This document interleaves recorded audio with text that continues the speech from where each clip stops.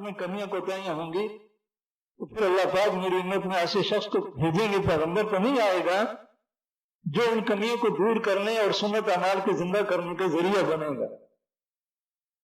तो कहते हैं पहले मुजद्दिद जिनके जरिए से सुन्नतें जिंदा हुई हैं वो हजरत उमर बिन अब्दुल अजीज हैं रज़ी अल्लाह अन्हु।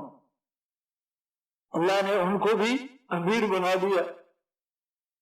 वैसे उनके बारे में आता है उनका निहाल जो था तो हजरत उमर रज़ी अल्लाह अन्हु के खानदान की, उनकी वालिदा जो थी हजरत उमर के खानदान की थी। वालिद जो उनके थे वो जो हाकिम थे उनकी खानदान के थे, बनी उमैया के थे। ताल्लुक ज्यादा हजरत उमर रज़ी अल्लाह अन्हु के खानदान ये निहाल था, इनके घरों में जाते थे। तो बचपन से है हर चीज पर सुन्नत पर अमल का एहतमाम। जब जवान हुई तो ख्वाब में हुजूर सल्लल्लाहु अलैहि वसल्लम की ज़ियारत भी हुई तो हुजूर ने फरमाया कि तुझे अगर अमीर बनाया गया, हजरत उमर हजरत अबू बकर सिद्दीक रज़ी अल्लाह अन्हु भी ख्वाब में साथ ही नजर आए तो हुजूर ने इशारा फरमाया अगर तुझे अमीर बनाया गया तो इन दोनों की तरतीब पर चलना, जैसे ये चले हैं ऐसे चलना। ये ख्वाब में भी इशारा हुआ। तबलीगी अवाम फिर कुदरत से इनको अमीर मोमिनीन बना दिया गया। वो जो पहले जब फौत हुए उनका बेटा जवान नहीं था तो उन्होंने मरने से पहले ही इनके बारे में वसीयत लिख दी। वैसे भी इनसे मशवरे वो लेते थे तो जब बीमारी की सख्त हालत हुई तो वजीर से मशवरा किया कि मैं क्या करूं। तो वजीर ने कहा कि अब आप कब्र में जा रहे हैं तो ऐसा करें जो आपकी कब्र अच्छी बने और जन्नत बने। मेरा ख्याल ये है कि या उमर बिन अब्दुल अजीज को बना दो अपना काम मकाम। उसने कहा खानदान वाले तो नहीं मांगे। खानदान की तरतीब ये चल गई थी उस वक्त बादशाह अगर मरा तो उसका बेटा जवान है तो वो बादशाह बनता था, बेटा ना हो तो फिर भाई बनता था। ये ना बेटे थे ना भाई थे। तो वजीर ने कहा कि इसकी मैं तरतीब बताता हूं, आप वसीयत ये करें कि मेरे बाद अमीर ये बनेंगे और साथ ये लिख दें कि इनका इंतकाल होगा तो फिर मेरा भाई बनेगा। तो भाई का भी लिख दे तो फिर काम चल जाएगा। उनकी समझ में आ गया। उसने ये वसीयतनामा लिखवा दिया तो लिखवा कर उस लिफाफे में बंद कर दिया। ऐलान हो गया कि अमीरुल मोमिनीन ने अपना काम मकाम तय कर दिया है, इसलिए अब बैत हो जाए, लेकिन उनका नाम तफसील से ऐलान होगा जब उनका वफात हो जाएगी फिर होगा, ताकि पहले झगड़ा न बने। ये ऐलान हो गया इसलिए फिर सबने बैत कर ली कि जो तय किया है आप सब मानते हैं। अब जो उनका भाई था उसे ख्याल हुआ कि मेरा नाम लिखा है या किसी और का। इसने वजीर से आकर पूछा ये फैसला मेरे बारे में हुआ है या किसी और के बारे में। वजीर ने कहा एक बात अमीरुल मोमिनीन ने राज में रखी है, मैं कैसे बता सकता हूं, मैं उनका राज नहीं बता सकता। ऐलान होगा उनके मरने के बाद। वो चुप हो गई। उसने कहा अगर किसी और का लिखा है तो मेरा बनता है जिंदगी में मैं बात करूं। उसने कहा मैं राज नहीं बता सकता। हज़रत उमर बिन अब्दुल अजीज रहमतुल्लाह अलैह को भी क्योंकि मशवरे इनसे लेते थे, इन्हें ख्याल हुआ कहीं मेरा नाम न लिख दिया हो। तो ये भी वजीर के पास गए और कहा कि ये जो तय हुआ है मेरे बारे में किया है तो बता दो, मैं अमीर नहीं बनना चाहता, मैं फिर खत्म कराता हूं उनकी जिंदगी में, मैंने अमीर नहीं बना। तो वजीर ने उनसे भी कहा कि अमीरुल मोमिनीन ने एक बात राज भी रखी है, मैं कैसे ज़ाहिर कर सकता हूं। खैर जब उसका इंतकाल हो गया तो फिर उसके बाद में वो फिर खोल कर ऐलान सुनाया गया इनके बारे में बात हो चुकी है, अमीरुल मोमिनीन ये हो।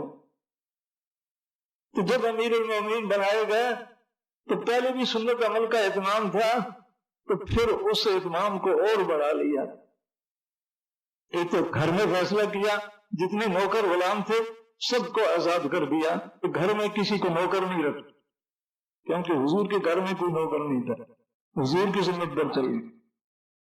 बीवी इनकी पहले बादशाह जो थे उनकी बेटी थी तो दिल में ये सोचा मैं तो अब मुशक्कत बर्दाश्त करूंगा, सुन्नत अमल करूंगा, दुनिया में जो सुनते मिटी हुई है उनकी जिंदा करने की मेहनत करनी है, मुशक्कतें आएंगी, ये पता नहीं मुशक्कत बर्दाश्त करेगी या नहीं। बीवी से बात की मेरे ऊपर तो अब ये हाल बन गया है, सारी उम्मत को देखना है, सारे दीन को सामने रखकर चलना है, मुशक्कतें आएंगी तो तू मुशक्कत बर्दाश्त नहीं कर सकेगी तो ख्याल है तुझे तलाक दे दूं जहां तुझे आराम मिलेगा।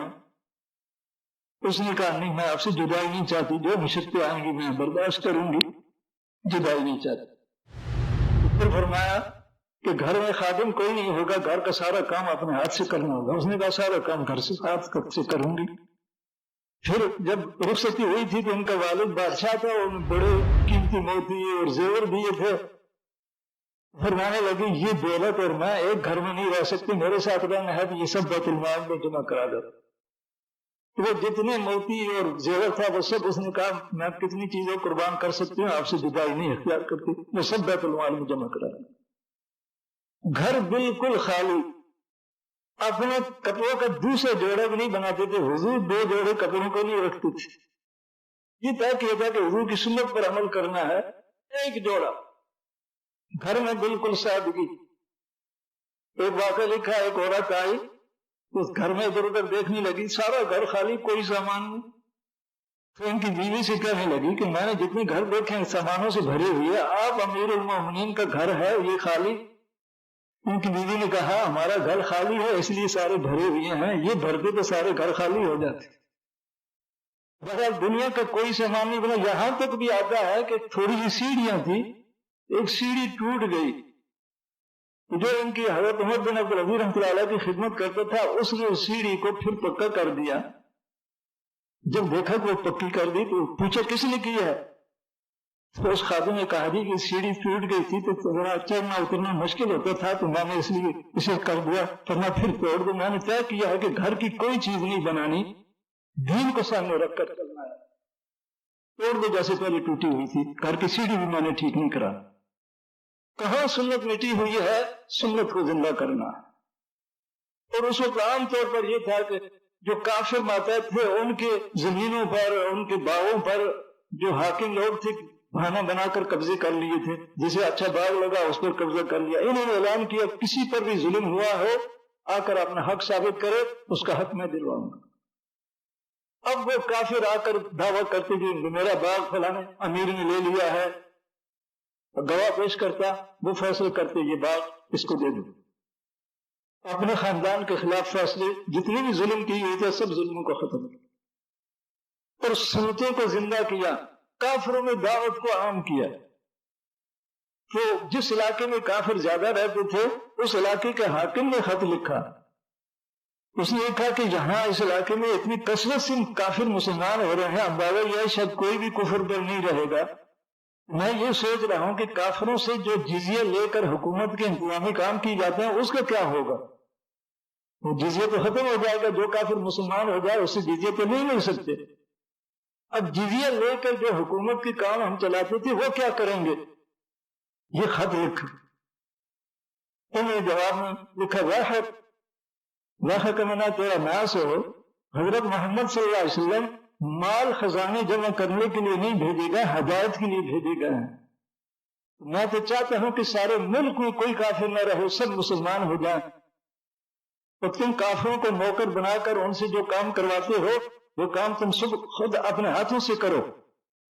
تمہارے باپ دادے سارے گھروں کے کام خود کرتے تھے. یہ تو اسلام کی برکت سے تمہیں اللہ نے حکومتیں دے دی، کافروں کو تمہارا غلام بنا دی. کثرت سے کافر اسلام میں داخل ہوئے اور ہر جگہ سنت اعمال کو زندہ کیا. تو وہ برکتیں ان کے زمانے میں بھی شروع ہو گئی. کہتے ہیں کہ ان کے زمانے میں بھیڑیا بھی بکری کو نہیں مارتا تھا.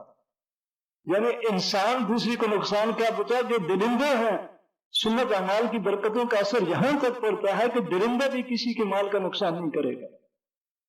تو ان کے زمانے کے بارے میں بھی آتا ہے کہ ان کے خلافت کے زمانے میں بھیڑیا بکری کو نہیں مارتا تھا.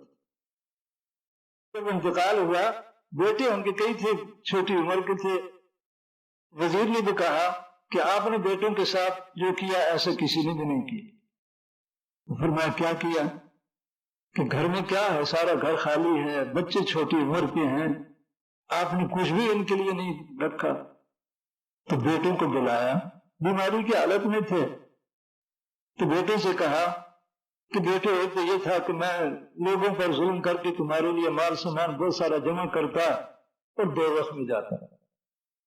تو میں دوزخ کا راستہ نہیں اختیار کیا.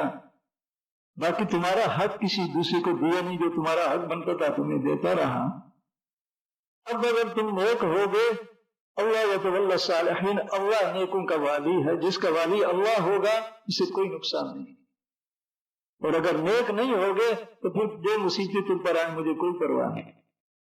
اللہ کو راضی کرنے والے بنیں گے تو تمہارے والی اللہ ہیں۔ تو کہتے ہیں لیکن گھر نہیں بنایا، گھر کا سامان نہیں بنایا، سنت زندہ کی، کافر میں دعوت کو عام کیا۔ تو جب انتقال ہو گیا تو جو گھر میں سامان تھا وہ تقسیم ہوا، تو ایک ایک بیٹے کے حصے میں اس زمانے کے 12 درہم، یعنی ہمارے چاندی کے روپے کے 3 روپے بنتے ہیں، 3 روپے ایک بیٹے کے حصے میں آئے۔ گھر میں مال نہیں جمع کیا، گھر میں بھی سنت طریقہ، یعنی جہاں تک بھی آتا ہے جب آخری حالت میں بیماری کی حالت تھی تو ان کے جو سالے تھے جنہوں نے بعد میں امیر المومنین بننا تھا، ان کے بعد وہ حال دیکھنے آئے تو کپڑے بہت میلے تھے۔ اندر جا کر بہن سے کہا کہ امیر المومنین بیمار ہیں اور لوگ ان کی بیمار پرسی کے لیے آ رہے ہیں اور کپڑے اتنے میلے ہیں، امیر المومنین کے کپڑے آج ان کپڑوں کو صاف کرو۔ وہ چپ ہو۔ دوسرے دن پھر جب دیکھنے آئے تو وہی میلے کپڑے، پھر اندر جا کر بہن پر غصہ کیا کہ میں نے کل بھی تمہیں کہا تھا کہ کپڑے ان کے دھو دو، تم نے کپڑے نہیں دھوئے، لوگ دور دور سے آ رہے ہیں ایسے میلے کپڑے پہنے ہوئے ہیں۔ وہ بولی کہ کیا کروں کہ پہلے تو جب بھی کپڑے میلے ہوتے تھے تو گھر کی میری چادر لپیٹ لیتی تھی، میں کپڑے دھو دیتی تھی، جب خشک ہوتے تھے پہن لیتی تھی، اب دوسرا کپڑا تو ہے نہیں، ان کو کیا پہنائیں اور کیسے اتارے؟ یعنی آخری حالت میں بھی دوسرا کپڑے کا جوڑا گھر میں نہیں تھا۔ لیکن دنیا میں سنت زندہ کی، کافروں کو اسلام میں داخل ہونے کی دعوت کو عام کیا، یہاں تک کہ ان کا اعلان تھا ان کی زمانہ خلافت میں سارے ملک میں کوئی بھیک مانگنے والا نہیں ہوتا۔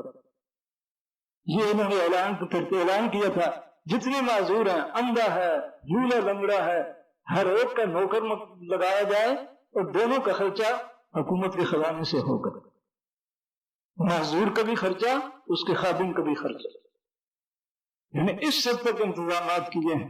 گھر میں کچھ نہیں بنایا، دوسرا جوڑا کپڑوں کا موت کے وقت میں بھی نہیں تھا۔